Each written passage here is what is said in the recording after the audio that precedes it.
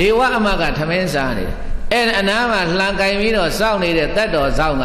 လုံညုံရေးပုဂ္ဂိုလ်လုံညုံရေးယူတဲ့ပုဂ္ဂိုလ်ဟက်ခွေးဆိုပြီးတော့ခွေးတခါတဲ့အနားမှာရှိတဲ့ဒုတ်နဲ့ဂဲနဲ့အဲ့ဒါရိုက်ပုတ်ထုတ်မယ်လှုပ်တော့ဒေဝအမကြီးကဟဲ့မရိုက်နဲ့တနာပါတယ်ဒုက္ခများသားတဲ့အမေခွေးမကြီးကြည့်ရတာပိန်ချုံပြီးတော့စားတယ်တောက်ဆံမရှိလို့ဝင်လာတာဟဲ့နေခဏနေဆိုပြီးတော့အဲ့ဒါစားနေတဲ့တန်းလန်ပရိသတ်သူစားနေတဲ့ထမင်းဝဲတွေကကြက်သားဟင်းတွေပါလေနောက်တစ်ခါထပ်တဲ့ခက်ခဲထဲပြီးတော့အဲ့ဒါတခါတည်းနဲ့ဖတ်မွေနောက်ပြီးတော့ကြာနာခွေးပိန်မလေးကိုပရိသတ်တဲ့ရေကိုယ်တိုင်နေပြီးတော့ထမင်းကျွေးတယ်မလုပ်သလဲအဲ့ဒါဒါနကုသိုလ်အဲ့ဒါဘာကုသိုလ်အဲ့ဒီမှာကုသိုလ်2မျိုးရတယ်တစ်မျိုးကထိုခွေးမလေးကိုနော်ထိုခွေးမလေးကိုဟိုမှာတတ်တော်သားကရိုက်မလို့လှုပ်တာအဲ့ဒီမှာတားတာအဲ့ဒါကုသိုလ်ကောင်းမှုတစ်ခုတားလိုက်တာဘာစိမ့်နဲ့တားတာလဲကရုဏာစိမ့်နဲ့တားလိုက်တာမလုပ်ပါနဲ့ကွာမင်းကတိရစ္ဆာန်ပဲဘာသိမှာတော့ကွာ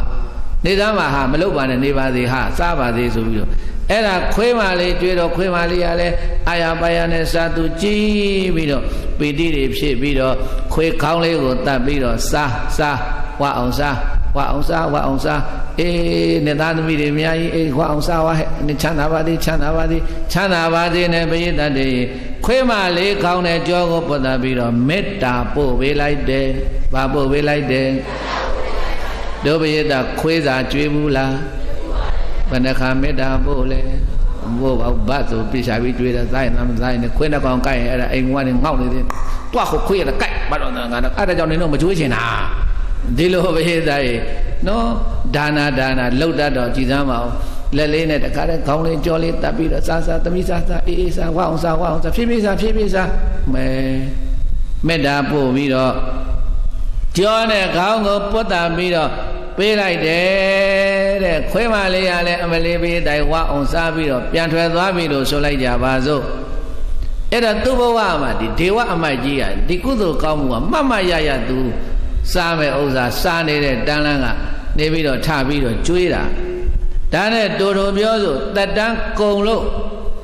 အဲ့ဒီဒေဝအမသေသွားတဲ့အခါကျတော့ဘယ်မှာသွားပြီးတော့လူဝင်စားသွားဖြစ်တုံးဆိုရင်အဲ့ဒီဒေဝတာရွာမှာပဲတဲ့သူနေခဲ့တဲ့ရွာမှာပဲပြန်ပြီးတော့ဒေဝတာလို့ခေါ်တဲ့ရွာကြီးမှာလူဝင်စားပြန်ဖြစ်တယ်ချမ်းသာကြွယ်ဝတဲ့မိဘမျိုးရိုးမှာတခါတည်းလူဝင်စားပြန်ဖြစ်ပြီးတော့အသက်အရွယ်ရောက်လာတော့အိမ်အောင်ကြဒီရွာကိုသူ2ခေါက်ပြန်လာပထမတစ်ခေါက်ကအမတ်ဘဝနဲ့နောက်တစ်ခေါက်ကဒီမှာတထေးဘဝနဲ့လာပြီးတော့အိမ်အောင်ကြသားတွေသမီးတွေနဲ့ပြည့်စုံစီးပွားဥစ္စာနေပြီးတော့အသက်50ကျော်အရွယ်လောက်ရောက်လာတဲ့အခါကျတော့မှဂိုင်းသားတွေသမီးတွေလည်းသူ့အိမ်အောင်နဲ့ပြည့်စုံဖြစ်နေပြီငါမြတ်စွာဘုရားသာသနာတော်ဝင်ပြီးတော့သင်္ကားဝတ်မယ်လို့ဆိုပြီးတော့ပိဋကတ်တွေအဲ့ဒီမှာပုဗ္ဗဝါတိလို့ခေါ်တဲ့ကျောင်းတိုင်းမှာသွားပြီးတော့ပုဗ္ဗဝါတိကျောင်းကဆရာတော်ဘုရားကြီးကိုလျှောက်လို့ဘုရားတပည့်တော်သားတွေသမီးတွေလည်းလက်လှုပ်လို့ရသွားပါပြီဘုရားတပည့်တော်သာသနာဝင်လို့သင်္ကန်းဝတ်ပါရစေလို့ခွင့်တောင်းတဲ့အခါမှာပုဗ္ဗဝါတိကျောင်းဆရာတော်ဘုရားကြီးကအဲ့ဒီဒေဝတာအမတ်ကနေပြီးတော့လာတဲ့ထိုတထေးကိုသင်္ကန်းဝတ်ပေးတယ်သင်္ကန်းဝတ်ပြီးတော့တိမ်မော်ကနေဆင်းလာတဲ့အခါမှာဘုရားတတ်တွေသူ့ရဲ့နာမည်ကိုအဘယမထေတဲ့ဘာမထေတဲ့အဘယမထေလို့ဘွဲ့မြည်တယဟန်ခံပြီးတော့သာသနာတော်ပြောလူမထွက်တော့ပဲနဲ့သာသနာတော်မှာဝိပဿနာတရားတွေကြိုးစားပွားများအားထုတ်ပြီးတော့နေလိုက်တာဧသရဲ့အဲ့ဒီမှာဘာဖြစ်လာတော့ဆိုရင်အိန္ဒိယတခွင်လုံးဟာ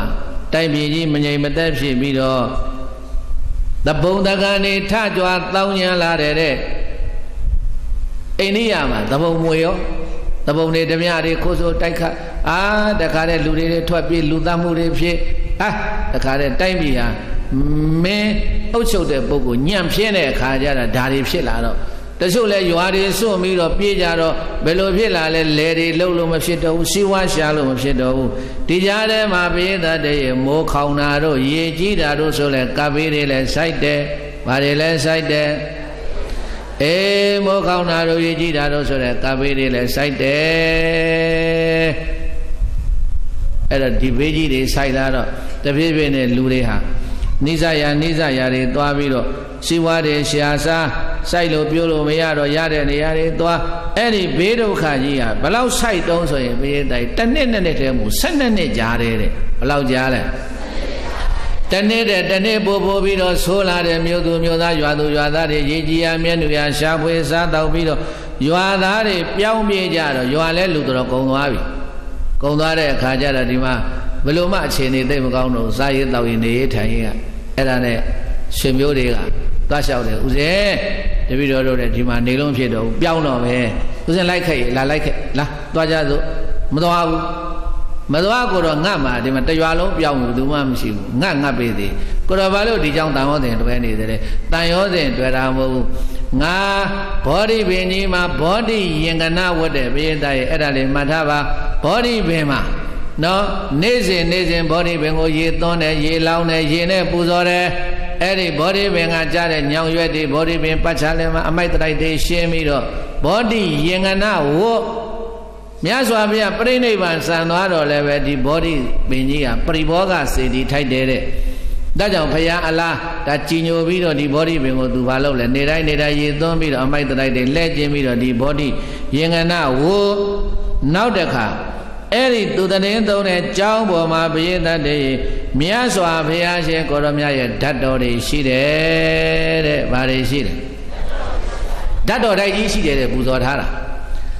ဓာတ်တော်တွေဒီနေ့ခေတ်ဆိုရင်ဘုန်းကြီးတို့ပလင်းနေပါလေတဲ့ခါတဲ့ဓာတ်တော်ကျုပ်တွေထဲထည့်ပြီးတော့ဓာတ်တော်ခန်းကြီးရှိတယ်တဲ့အဲ့ဒီဓာတ်တော်တွေကဘုရားရဲ့ဓာတ်တော်အစစ်အဲ့ဒါဒီဓာတ်တော်တွေသွားပြီဆိုရင်ဒီဘောဓိယင်္ဂနာဝတ်လည်းပြတ်မယ်ဒီဓာတ်တော်တွေလည်းစောက်ရှောက်မဲ့လူမရှိပူဇော်မဲ့လူမရှိဖြစ်မယ်ဒါကြောင့်မစားရရင်နေပါသေးတော့ဘောဓိယင်္ဂနာဝတ်ပြုစုရင်းနဲ့ဓာတ်တော်တွေကိုထိမ့်သိမ့်စောက်ရှောက်ရင်းနဲ့ငါနေခဲ့မယ်မင်းတို့သွားကြတော့ဆိုတော့ဘယ်လိုမှခေါ်မရတော့ဒီဥစဉ်ခေါင်းပါတယ်ကွယ်ထားခဲ့နေပြီသူငတ်တော့လိုက်လာလိမ့်မယ်ဒါနဲ့ထားခဲ့တရွာလုံးမရေတိုင်ပြောင်းသွားတာသူဆွေမျိုးတွေလာခေါ်တယ်သူလိုက်မသွားဘူးကုံမီရှိသမျှလူရွာထဲမှာမနေ့မိုးလင်းတော့သပိတ်ပိုက်ပြီးတော့ရွာထဲဆွမ်းငံထွက်သွားတယ်ဘယ်သူမှထွက်မလောင်းကံမလောင်းနေကြောက်ဝန်းတွေကရေခတ်ပြီးတော့ရေတောက်ပြီးတော့လုံနေကြအလုတ်ဘာလို့လဲရေသွားခတ်ဘောဓိပင်ကြီးကိုရေနဲ့ပူဇော်တဲ့ညောင်ရွက်တွေကြားနေတာတပည့်စီးလဲတဲ့ဘောဓိယင်္ဂနာဝတရက်နှစ်ရက်သုံးရက်ကြတော့ဘုရားတိုင်အာဟာရပြတ်ပြီးဘာပြတ်ပြီးတဲ့လဲအာဟာရပြတ်ပြီးမဲ့လို့ဘောဓိယင်္ဂနာဝကိုမဖြစ်ဘူးတဲ့ဘောဓိပင်ခြေပလင်မွေမှာဘာလို့တယ်လဲခြေရင်မှာလုံနေကြအလုတ်ကိုလုံတယ်တဲ့နေကလည်းပူအစာအာဟာရကလည်းမရှိသောမစားရတာကြားရည်လေးနဲ့မြတ်တာပြီးနေရတာဆိုတော့အဲ့ဒီမှာဝေယဝိဆမလုံနိုင်ပဲနဲ့မူးပြီးတော့လဲသွားတာတဲ့အဲ့ဒီချိန်မှာဘုရားတရဲ့အဲ့ဒီဘောဓိပင်ကြီးကိုစောင့်နေတဲ့ယုတ်ကသောနတ်မင်းကြီးတဲ့ဗန္နာမင်းကြီးတဲ့လေယုတ်ကသောနတ်မင်းကြီးကဘောဓိပင်ပေါ်ကနေကြည့်ပြီးတော့အလိုဒီအဘယမထေရကြီးကတဇွဲကောင်းတာပဲဘောဓိပင်ကြီးပေါ်မှာသူတော်တန်ရောစဉ်ရှိတာပဲဒါကြောင့်မို့လို့ဒီကိုယ်တော်ကြီးအာဟာရပြတ်ပြီးတော့လဲနေတာဒီတိုင်းကြည့်နေလို့မဖြစ်တော့ဘူးငါလူသားရောင်ဖန်သိပြီးတော့ဆွန့်ကပ်မှာပဲလို့ဆိုပြီးတော့အဲ့ဒါဘောဓိပင်ကြီးမှာစောင့်နေတဲ့ယုတ်ကသောနတ်မင်းကြီးကသာသနာတော်အတွက်ဆုံးရှုံးမဲ့အရေးမြင်ပြီးတော့လူသားတွေဖန်သိပြီးတော့အဲ့ဒီအဘယမထေရကြီးကိုဘုရားတိုင်ဆွန့်ကပ်လူတယ်အဘယမထေရကြီးဘာလုပ်လဲဆွန့်ကနေတိုင်းအဲ့ဒါယုတ်ကသောလူတဲ့နတ်ဆွန့်ဖုံးပေးပြီးတော့ဒါကြောင့်ဘုန်းကြီးတို့ဝေဘူးဆိုတော့ဘုရားကြီးမိန့်တော်မူတဲ့စကားတစ်ခုရှိတယ်ဘုရားတိုင်အိုးဆွန့်မရှားပါဘူးတဲ့သီလသမာဓိပညာသိက္ခာပြည့်စုံအောင်လှုပ်ထားပါတယ်တောထဲမှာသွားလဲပဲလူသူမရှိတဲ့တောထဲမှာလည်းပဲဆွန့်ရနိုင်တယ်သီလသမာဓိပညာသိက္ခာသုံးပါးတာလုံခြုံအောင်စောင့်ထိန်ပါတယ်တောထဲသွားလဲပဲဆွန့်ငတ်တယ်တဲ့လားဒါလက်တွေ့ပြတာပဲဘုရားတိုင်နတ်တွေကဆွန့်လူတာအဲ့ဒါဘောဓိပင်ကြီးစောင့်နေတဲ့ယုတ်ကသောနတ်ကြီးကဆွန်းဆင်းပြီးတော့လှူရတယ်အဲ့ဒီဆွန်းဖုံးဝေးပြီးတော့သူ့စိတ်ထဲထင်တော့ထင်တယ်ဒီနာလူမရှိဘူးငါနေတိုင်းဆွန်းလာလှူနေတာဧကနာတော့ယုတ်ကသောဖြစ်နိုင်တယ်အဲ့တော့ဒီလောက်တောင်မှလူတွေစားဝတ်နေရေးဒုက္ခတွေရောက်နေတဲ့ချိန်ကာလမှာဒီယုတ်ကသောနတ်မင်းကြီးလှူတဲ့ဆွန်းကိုစားပြီးတော့ငါဒီတိုင်းနေလို့မရဘူးတရားအထုံးမယ်တဲ့ဘာလို့ပဲသာသနာတော်အနှစ်ဖြစ်တဲ့သီလသမာဓိပညာသိက္ခာသုံးပါးတရားကျင့်ကြံကြိုးစား